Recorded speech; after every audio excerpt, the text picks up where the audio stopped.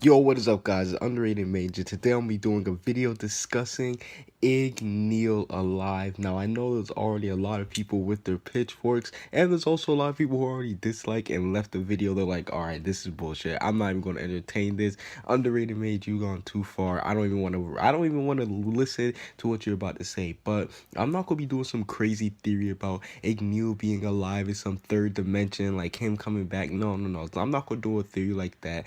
It's not happening. No, I do not think that Igneel is alive. He's dead. He's 100% dead. He was gonna die regardless. Either if he came out of Natsu's body, he was gonna die anyway because they didn't have enough spirit. And then two, he was already dead basically. Like Acnologia and them, like he already did the job. But I want to do a little not even speculation, just like a little discussion, a little fan theory about what would happen if Igneel actually survived. Now, let's just imagine, let's just take him for granted that Igneel and them didn't actually go inside of Natsu and them, or let's just say that when they did go inside Natsu, that if they came out, they wouldn't die. So, let's just take away that stigma on how all the dragons, they would disappear once they came out the dragon body, because basically Igneel, like he really couldn't live. But the one thing I would gotta say about Igneel is that he is very important to the story, and I think that a lot of people, they downplay how his importance is within the story. Like, for example, we know that both Igneel and Zeref were friends back way 400 years ago. And listen, I know I'm not the one to brag a lot, but listen, I gotta say, I called this theory 100% back on my old channel. I can go, if anybody says I'm lying, listen, I will give you the link to that video. I said it, that Igneel and Zeref were friends, and they had some type of connection, because let's be honest, Zeref, he loved Natsu, and once we found out that Natsu and them were like 400 years old, I was thinking to myself, okay, there's no way that Zeref, he would just throw Natsu into the forest with some random dragon and just be like, all right, bye-bye, I'll come back in 400 years. Like, no, I knew he couldn't do that. So we know that Zeref, he basically befriended Igneel, and that was basically the start of their little mini friendship 400 years ago. And when this was finally revealed, you can bet that I was going crazy. Like, a lot of people, they loved the little reaction that I did when I found out that Igneel and Zeref were friends. So yeah, we know that they met 400 years ago when they're basically trying to devise the plan how to defeat Acnologia, and the whole celestial spirits and all that stuff. So Igneel and Zeref, we know that they had a big connection together.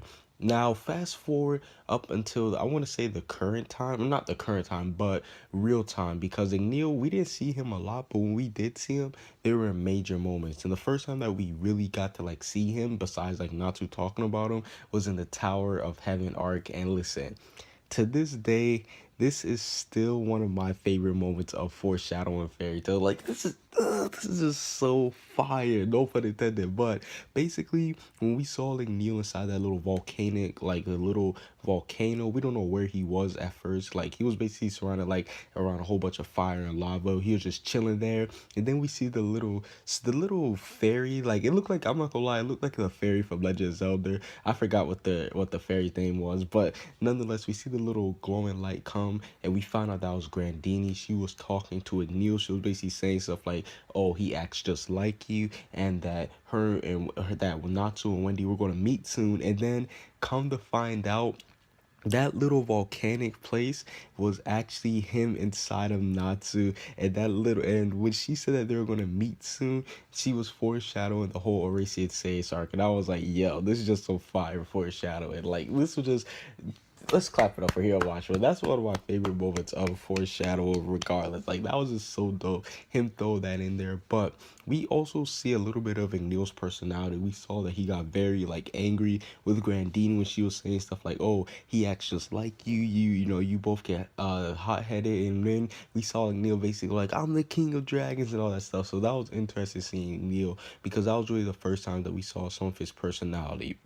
Then the next time that we saw him in real time was for a short moment, but it was in the Racing Seiya arc. And basically at that point, Natsu, he was going up against Zero, and he was getting demolished. Let's be honest, like, he was just getting beat down. There was no way that Natsu, like, he was done. He saw all his friends at Fairy Tail get beat down. Like, he lost all motivation until we saw Igneel lift him back up. We saw little flashbacks of Natsu getting trained by Igneel, and this was like, oh shit, like, dope. This was dope because now we had Igneel was actually encouraging Natsu because I'm gonna be honest, that brain moment was probably or the zero moment, brain zero, same thing to be honest, but the zero moment that was one of Natsu's biggest experiences with death. Like that was one of the biggest times that Natsu was really gonna die. Like you can tell that was because Igneel had to step in and had to give him motivation to keep on moving. Because I'm not gonna lie, that zero fight, it wasn't looking too good for them. So yeah,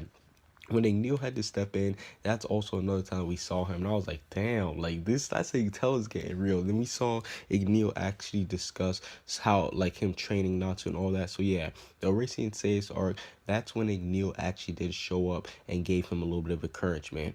And then another one is in the Grand Magic Games. And this one is a little slight moment, but we see Igneel, he's basically discussing the potential within Sting and Rogue. He's basically like, Igneel's basically saying, yo, those two Dragon Slayers that Skydream and White Slogia train, I know I might have butchered Sting and Rogue's dragon name, but you guys know who I mean. But Igneel's basically like, yo, you two, y'all might have trained some potential monsters because let's be honest, a third generation Dragon Slayer, me personally, I think they might have the most potential, like because they have the Lacrima place inside them and they have training from an actual dragon. Like that's just stacked on top of stack. So the and they can use Dragon Force and all that stuff. So I'm like, yo, that's just way too OP. But speaking of the Grand Magic game, just a little bit off topic, but I hope we do get to see a little arc of how Igneel became the King of Dragons because, like, I want to see how Acton Logia took the throne from him. Now, I know a lot of people, they get mixed up saying that he wasn't the King of Dragons, he was just the King of Fire Dragons, but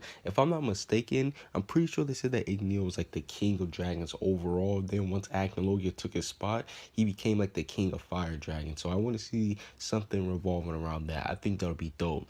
And then last but not least, Igneel made his final appearance in the Tartaros arc, or it was actually like his first and final appearance because that was our first time that we saw him like real time actually come out and actually like do something. We remember the whole little bet that he made with Natsu. He was like, "Yo, if you can get that book from, or if you could get the book of E&D, I'll tell you everything." And we saw that Natsu held up his part of the end, like he had the book, but yo, Igneel, he couldn't hold up his part of the end.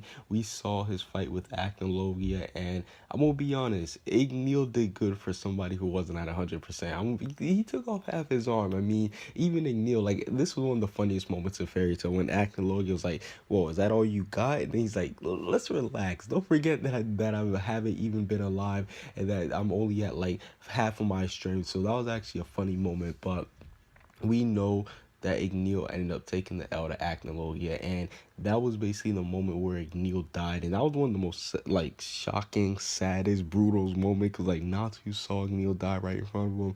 I was like, damn, like that's the moment that I actually felt bad for Natsu. I'm gonna be honest, that was like the closest moment that Fairy Tail came like when I almost shed a tear. I didn't quite shed a tear, but I almost shed a tear, like just out of sadness, just because Natsu seen his dad die. He was crying and everything. So yeah, that was basically Igneel's moment where he died. Now, like I said before, let's take away the whole stigma about how Acton Logia basically took the souls of the dragons past, or took the souls of all the dragons in the past 400 years ago, and let's say, okay, what if Igneel did come out, and what if he actually didn't die? Now, for starters, if Igneel didn't die, I don't think he would have defeated Acton Logia. Now, let me tell you why. Acton Logia, I think their fight would have went the same way, but maybe this time maybe Acton Logia would have taken away Igneel's arm or something. You know, maybe they would have traded arm for arm, but if Igneel doesn't, like, if Igneel was at 100%, that's what I'm trying to say, I don't think he would defeat Acton Logia. I think he will be able to hold him off, but he would still end up taking substantial injuries. Now, we saw the whole, like, moment where the dragons, when they were talking to the Dragon Slayers, like, when Grandini was talking to Wendy, and we saw Metallicana talking to Gagio and all that stuff. I think that all the dragons, they would have spent a little bit of time with their Dragon Slayers and that they would have like told them the stuff.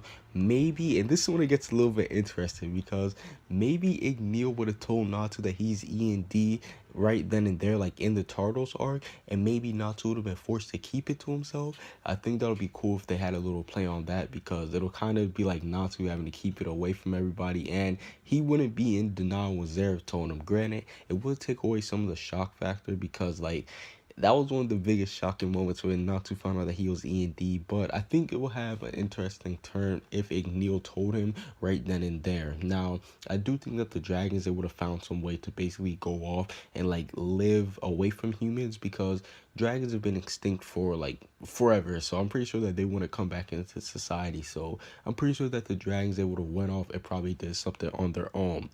Now, when it comes to that time skip, I actually do think that Natsu, he would have trained with Igneel over the time skip, because we can, this is where it gets a little bit iffy, because we know that Natsu, he met Gildars over the time skip, but we don't know what they did. Like, we don't know how long they were together. We don't know if he was with them for the whole time skip, but we do know that they did spend some time together. So that's a little bit of iffy part. Granted, I do think that he could have still trained with Gildars, but just imagine his training with Gildars adding on to his training with Igneel. I think he would have came back stronger than ever. And for example, modes like Blaze Dragon King mode, I think that he would have been able to like get a whole new different transformation. I just think it'll be way stronger and everything. So yeah, if Natsu actually did, or if Igneel was actually alive, I think that he would have trained with them over the 1 year time skip. Now, in the Avatar arc, this is going to be a little bit of a spoiler, but these, if you're an anime only, you can mute the video. But in the Avatar arc, I don't think that Igneel would have had a big role, because that arc was pretty short, and I'm doubt that Igneel would have came out for like anything during the arc, because Fairy Tail, they handled it pretty well, if I do say so myself. So the Avatar arc, it would have been, you know, it would have been the same to me, to be honest. And then last but not least, we have the Alvarez Empire arc. And this one, it gets spunko, because me personally, I believe that Igneel, he would have had a huge role in this arc. Now, one of the biggest things is the Natsu and Zeref fight. If Igneel was alive, I do think that him and Zeref would have had an encounter, and it would have made for one of the greatest moments of Fairy Tail. Like, just imagine an alive Igneel and a Zeref just talking together. I think that this would have forced Hiromashima to write a little bit of more depth into the relationship, because as far as we know that they're just like friends, or, you know, or acquaintances. Like, I'm gonna be honest, saying that they're friends is even, it's not a stretch, but that's kind of like a, you know, it's a little bit of a stretch, I'll be honest. But I think that it would have forced Hiromashima to write more depth with their friendship. Maybe he could have like written something about how Igneel, like, I don't want to say like how he did something slick to Natsu, but maybe Igneel, that sounded really bad. Like, I'm not saying Igneel did something to Natsu as a kid. No, I'm not saying that, but you guys know what I mean. Maybe he could have had a little bit more story written behind Igneel and Zera's backstory. And I do think that Igneel, he might have interfered back when we got introduced to all the Spring and 12 members, because I'm gonna be honest, the Spring and 12 members, they've all been defeated through teamwork, and maybe Igneel could have fought in some of them. Maybe like God Serena, that would have forced him to go all out. And then one of the interesting things would be Acnologia's return. Now, had Acnologia returned, I don't think that he would have fought Igneel right then and there, because he was more focused on God Serena. But if they did end up fighting, I do think that that's where Igneel would have got died. But we know that Igneel, he is dead. So basically, we know that none of this stuff could happen, and it will all be pointless. Comment what you guys see down below. Subscribe if you haven't. Peace out.